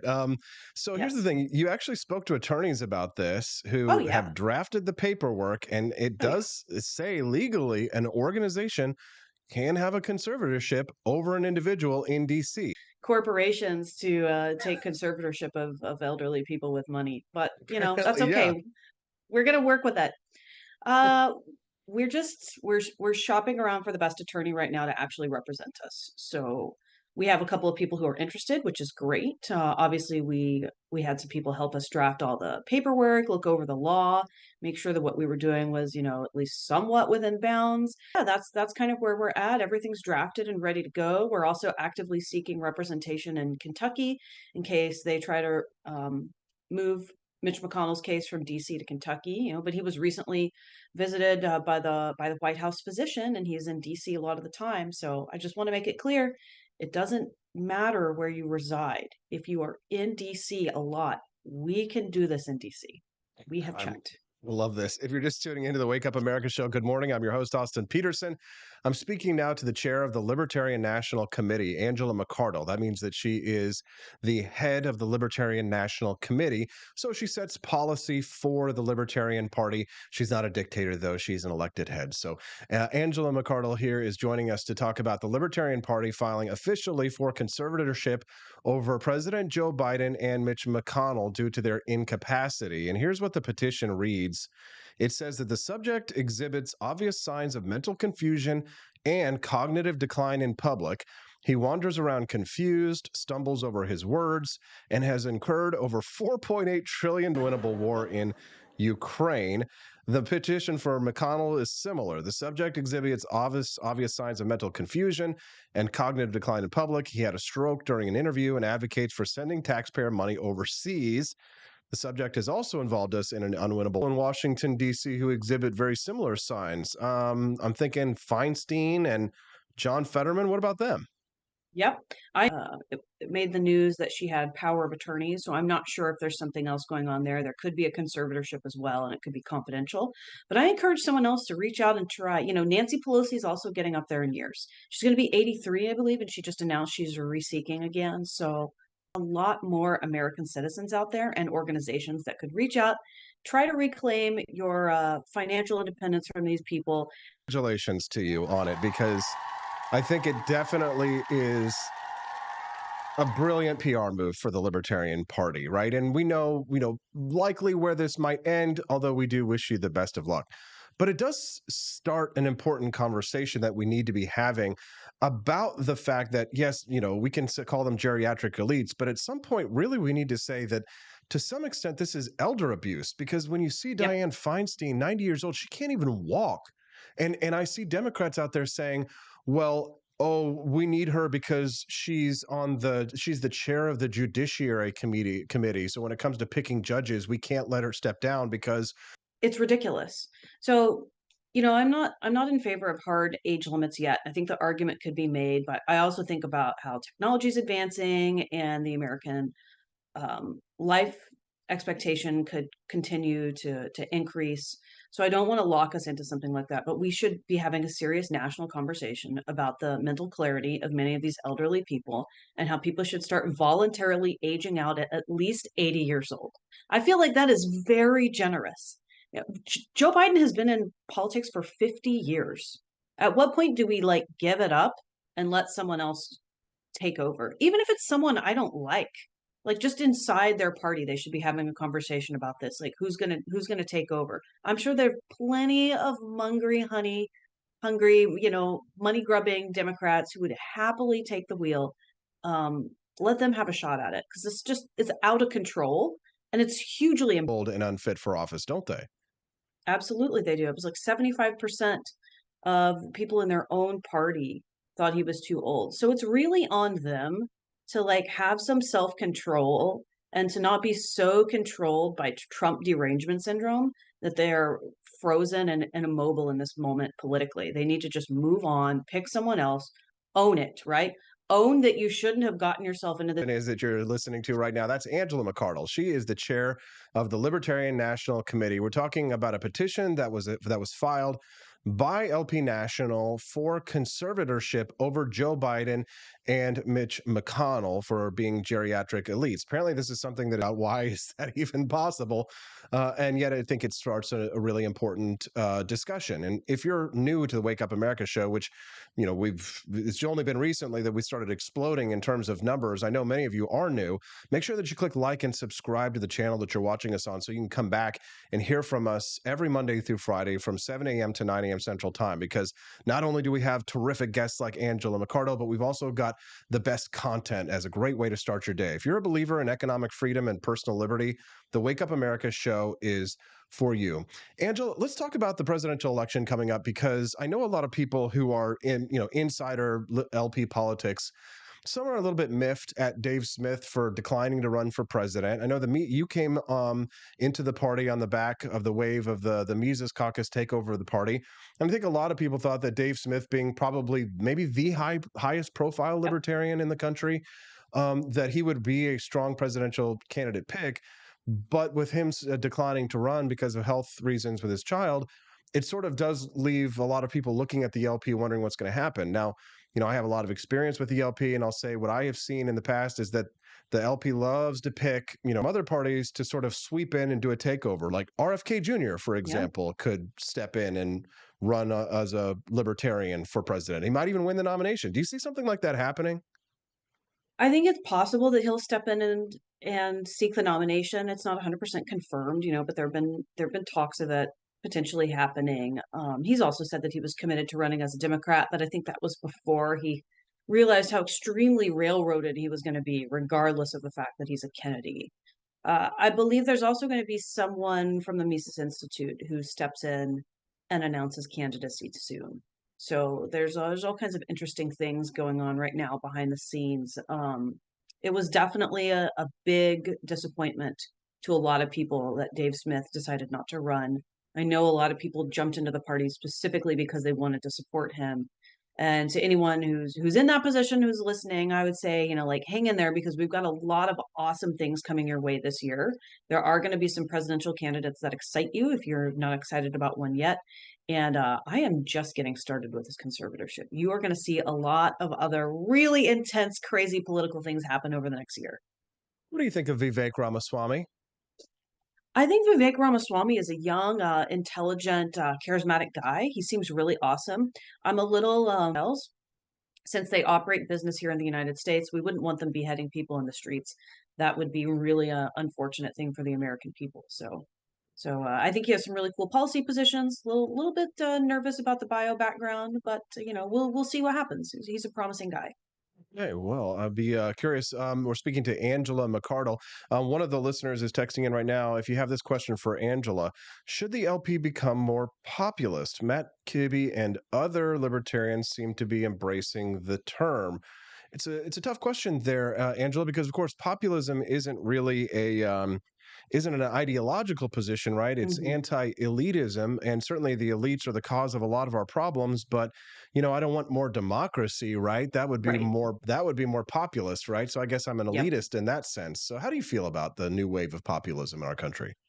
I mean, I think that it's a really good indication that people are ready for change. I'd like to see a wave of libertarian populism come through, which is not just like straight democracy, but more focused on decentralization, a real rebuke of the federal government, and trying to govern their lives at the local level. At the most at the state level. I'd love to see that happen, and to that extent, I'd absolutely embrace a populist wave. I mean, that is the danger of populism in that it isn't explicitly libertarian. It can be quite authoritarian in other ways. Yep. Yeah, absolutely. So it would have to have like a very strong libertarian sentiment, and they're calling out elites. I love seeing even like small left-wing movements of people who are saying no to the World Economic Forum. They're anti-war. They're trying to reclaim the anti-war movement and leftism. So, I'm excited to see any sort of crumbling or shots taken at the Democratic Party. Yeah, me too. Angela McArdle, she's the chair of the Libertarian National Committee, filing for conservatorship over Mitch McConnell and President Joe Biden for being geriatric elites. Apparently, this is a thing, and she's going to take it all the way to the courts. So, Angela, is there anything else that you'd like to share with our listeners before we let you go? This is a good opportunity to drop any plugs to the 203 people watching us right now. Absolutely. If you're interested in what we're doing and you want to support our endeavors, you can donate at lp.org. If you want to get teasers about new, interesting political endeavors that we're going to be encountering, taking over, you can visit my website, angelamcardle.com. There you go, angelamcardle.com. Hey, Angela, thanks for getting up early and joining us on the show. We all appreciate your input, and good luck with the conservatorship. Thank you. Thank you very much. What do you think of Angela McArdle? Send us a text at 573. Do we believe that any court is going to give conservatorship of the Libertarian Party over the President of the United States, Mitch McConnell? I think the chances are a little low, perhaps, but you know what? I like to see it. Because it starts a conversation, because we do need to be talking about what's happening with Dianne Feinstein and John Fetterman. We need to be having a conversation about how that was in fine form the other day yesterday when he was asked about the House impeachment inquiry into the President of the United States. Take a look. Ask you about this news that Speaker McCarthy has formally launched an impeachment or has said he's going to. Oh my God, really? Oh my gosh, it's devastating. Ooh, don't do it. Please don't do it. Oh no, okay there? Oh no. Okay there, Senator. I mean, you could tell that the guy right there is with him is looking a little embarrassed. But I mean, here's the thing. They've got a pretty strong case. Here's President Joe Biden either lying or going geriatric, explaining where he was the day after 9/11, which he We never forget. Each of us, each of those precious lives stolen too soon when evil attacked. Ground Zero in New York. And I remember standing there the next day and looking at the building. I felt like I was looking through the gates of hell. It looked so devastating because from where you could stand. He wasn't there. He wasn't there. I think they said that the investigation into impeachment proceedings that Speaker Kevin McCarthy launched yesterday. Matt Gaetz from Florida is going to hold his feet to the fire over it. This is what he said yesterday. We demand real oversight against this weaponized government. Just look at the bribery. If tens of millions of dollars flowing from foreign corrupt people into the bank accounts of the Biden family wasn't enough for actual impeachment machine for virtually his entire family. We all see it. We all know it.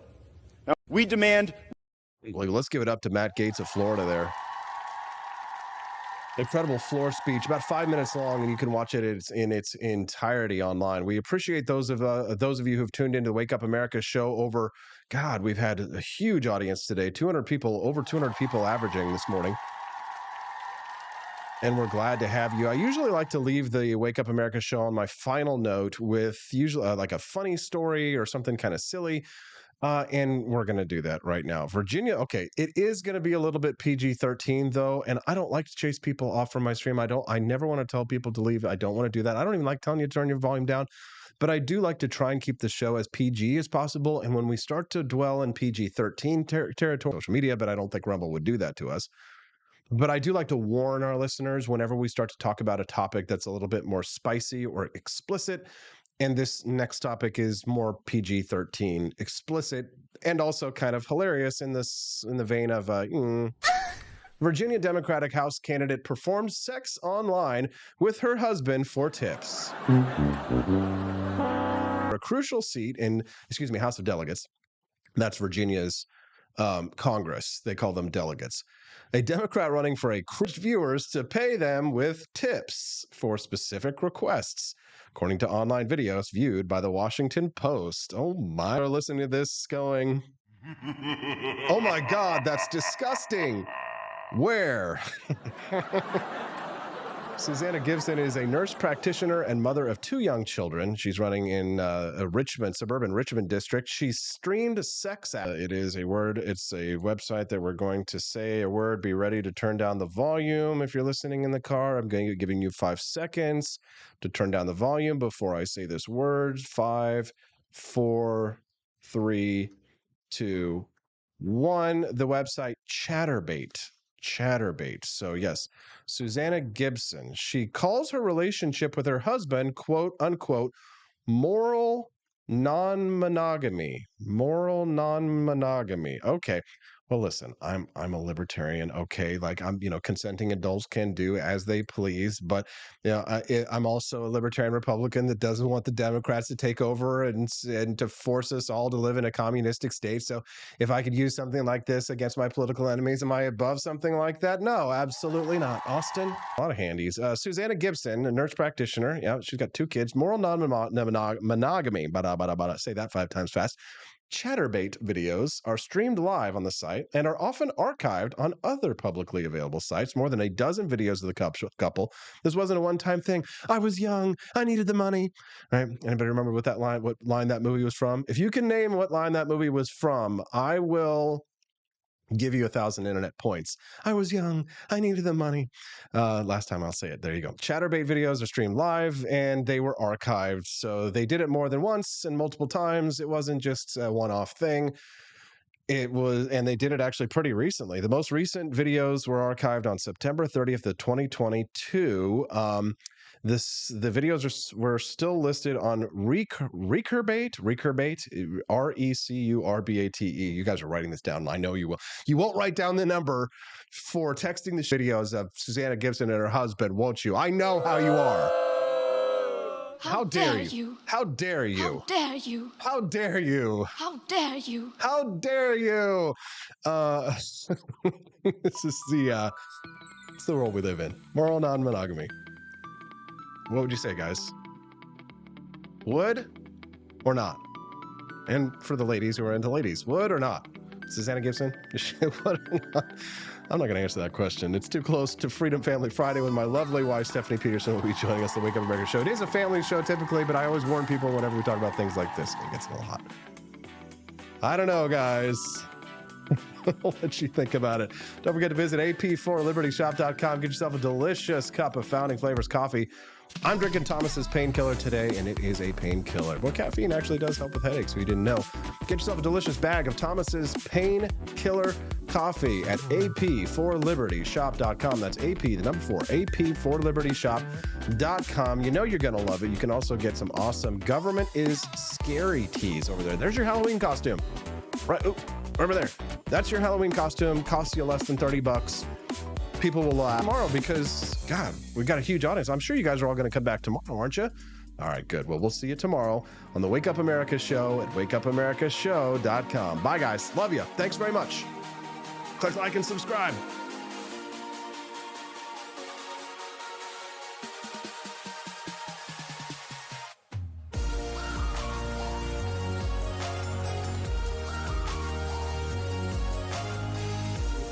force behaviors, and at BlackRock, we are forcing behaviors.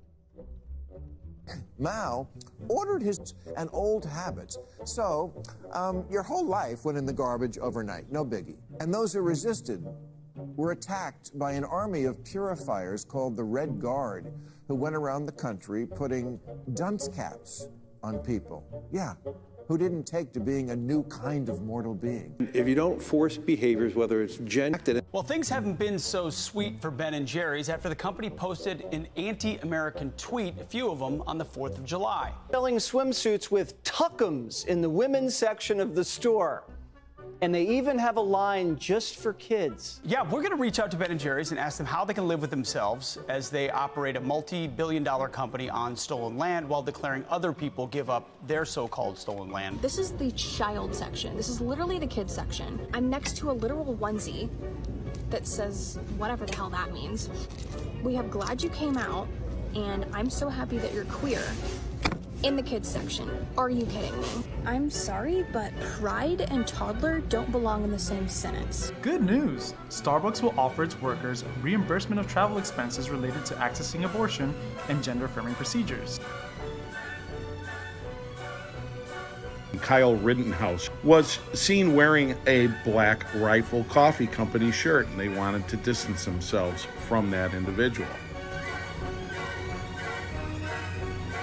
Key employees at the company also were donating to Democrats. Hafer doubled down on throwing many in his base under the bus, describing them as racist and a repugnant group of people.